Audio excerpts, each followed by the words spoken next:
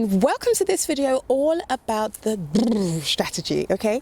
That's the BRRRR strategy. And no, it's not about being cold, because although I'm out freezing off my balls to be able to show you this amazing view, this is not about that. The BRRRR strategy is where you purchase a property, add value, refinance to be able to get your money back out again. So that money's not left in the house. That's the whole point of the BRRRR, is getting that initial investment back out to be able to go again. Now imagine that. Look behind me. Look at all these properties, right? How many houses could you buy doing that? I mean, you got that one over there. Look at that one over there. You got that one over there. Right? You got that one over there. How many houses can you buy doing that? What about this side? You could probably buy the whole stack over there. Yeah? So many options.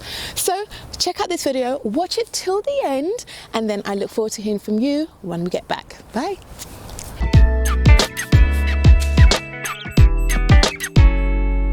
So BRRRR. B for purchase, R for renovating, R for renting out, R for refinancing, and R for repeat. So BRRRR, all of that is abbreviated for those meanings right there. Now, how does it work?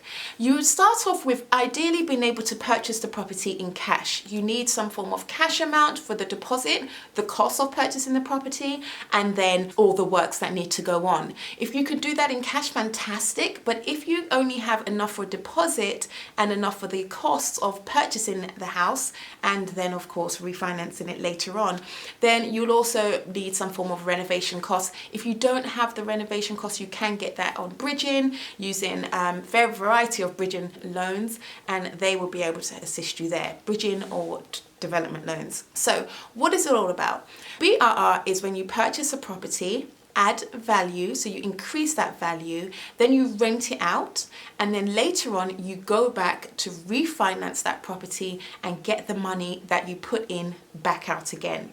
So this is why you start off without a loan. Ideally is because you're going to go and then get a loan on the property. However, if you are starting out by using a loan or some form of lender, then you would need to be very clear on what that process is, what you're planning to do from the very beginning, so you don't have any early exit fees or any fees that when you go to refinance later on, you might have some type of fees. So doing a BRRRR on a buy-to-let mortgage wouldn't make sense in the very first instance unless you're telling them and you're very clear about what it is you're doing. I think that's the very key thing. No matter what lender you go with, you have to be clear on what it is you're planning to do. They call it the exit strategy. You have to be very clear. So when you first buy the house, let's put some numerical figures in there. So say you buy a house for £100,000 and it needs work. It needs £25,000 worth of work. And then you have costs of £5,000. When you go to refinance that house, you're going to, hold on. I wanted to get my calculator. Sorry about that. I wanted to get my calculator so I can actually do the calculations with you.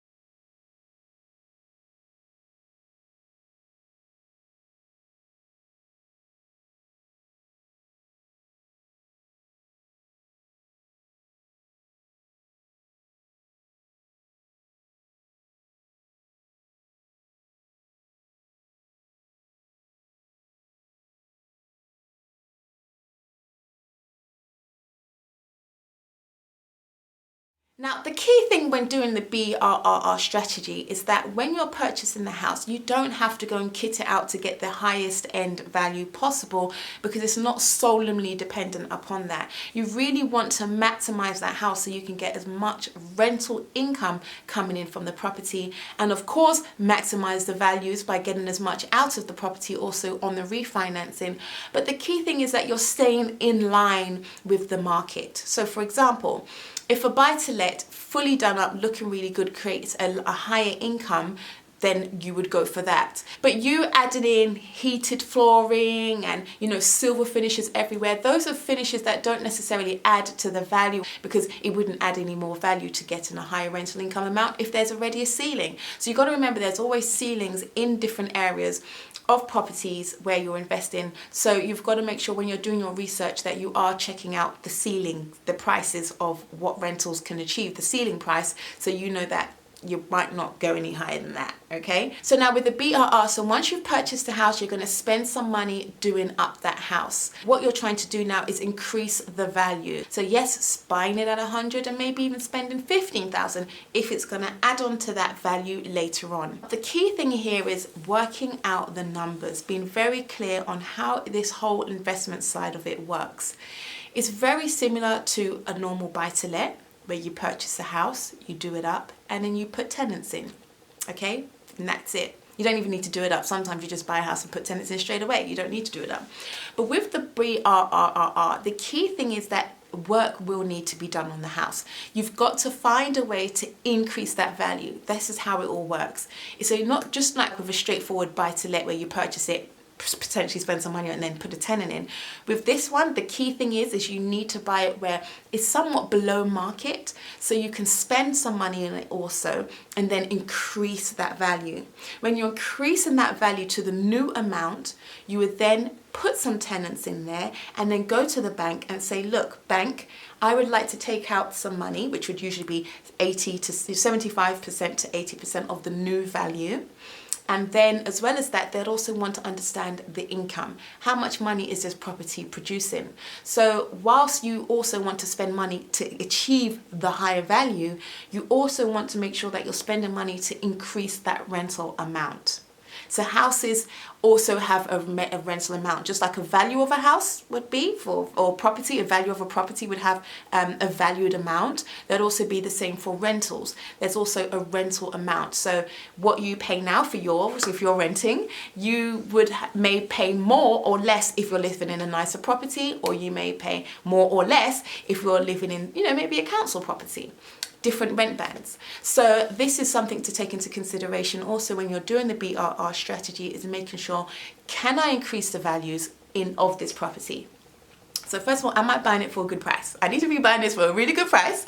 And also, is there a way that I can increase it? So you getting a property that's fully done up, ready to go, you're not going to be able to do the BRRRR strategy on that unless you're buying it at an extremely good price.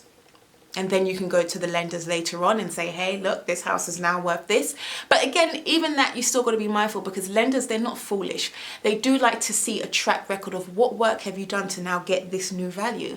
They want to know when the property's been purchased at one amount, and then it's, you're going for a refinance at a later time for this new amount. They want to know what happened in between that time for you to come back with this figure and now say it's worth that. Have you done any work? Has a miracle happened? So these are the kind of things that the lenders will be looking for when carrying out that BRRRR strategy. Of course, you would want to collect down all the work that you would have carried out on the house. So when it does come to going for that remortgage, you can then say, look, well, this is all the work I've done. New windows, new bathroom, new kitchen, new flooring, all to be able to get this rent, which the rental income is this amount a month. And that is where, you have a strong case, and then they can say, okay, great, I can see you've done a lot of work here. The rental market, your predictions in line with the rental market, although they don't go off of what you say, they go and do their own research, of course. And then, that's how that works. Now, the reason with the repeat process, so once you've purchased the house, you've renovated it, you added the value, of course, then you go and rent it out. So you go find tenants and put tenants in that property. The next step is refinancing. Now, all that happens at the similar time, but it depends on the time scales of how long the renovation took. But you would want to get tenants in straight away after finishing the renovation, and then you go for that remortgage about 6 months. You don't actually have to wait 6 months. There are products like Precise Mortgages. You can take out a bridging loan with them for 3 months and then go onto a buy-to-let product, which is fantastic because they know from the beginning, this is your strategy. This is what I plan to do. This is when I'm going to do it. And this is why I need the money. And it's so fantastic. So not only are they going to borrow you the money to do it, but then they're also going to be with you for the refinance. So the key thing for you is making sure that you're achieving that amount that you need. So when you go to refinance and you now say the new value is this amount and you're going to get your 75%, you want to make sure that 75% in the first place covers the cost of purchasing the house and the cost of renovating that house and whatever other cost you can squeeze in. But it's not always likely, it's not always the situation that you get all your money back out. You know, so I've done a video on purchasing my first buy-to-let in Swansea, and you could check out the video here, and I talk about the challenges I went through, but I also talk about the financing, how I purchased the property and how I managed to, you know, pay back the investor, and then what money I put in and what money was left into the property. So although you're doing the BRRRR, you don't always get every single penny back that you put in out, and you have to be prepared to leave some in. Could be 5 grand, could be 10 grand, but you just have to be prepared to leave that in, if that's the case. But the beautiful thing is, at least you still get a lot of your money back, which allows you to go again. Now, the reason people say that you can repeat and go again is because that money and that lump sum that you got out from remortgaging is yours to go again. You can do it again. Obviously, you pay down the lender first. Obviously, you pay down any other lending or any borrowing that you took out to get that house. You would always have to pay that back from the refinancing, but whatever you have left over, which might just end up being your deposit, you can then utilize it and go again.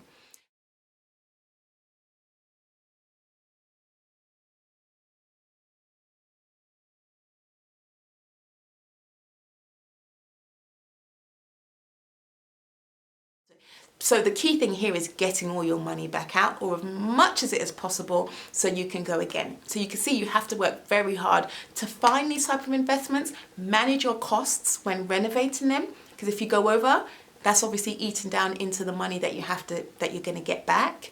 So you need to make sure that you're efficient in purchasing and efficient in managing that renovation and efficient in getting a good rent afterwards from some great tenants.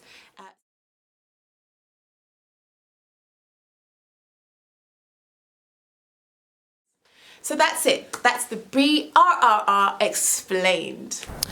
Now, wasn't that something? Is it just me, or are you telling me that you can get one deposit, one stack of money, maybe not necessarily just a deposit, you might need more, but a suitcase of money that you can invest into property, renovate, add the value, rent it out, and then get it back? Why didn't you learn about this earlier, right? I know. I said the same thing when I heard about it. But you know what? You are amazing, because you've come to the right place to learn all about it. So subscribe to this video. So don't subscribe. Well, subscribe to the video, like the video. Subscribe to this channel if you felt that this information is useful to you, that if you think about learning about property, learning about the money, the finance, all that goes into purchasing a property. Because at the end of the day, we are investing for the moolah. Not everyone will say they are, but you know, they are. Come on. So consider joining this community where we talk about the mindset, property finance, and then we can earn and learn together. Thank you so much for watching this video. I hope that it was helpful to you, and I look forward to seeing you in another video. I'm gonna go and take a stroll. Speak soon.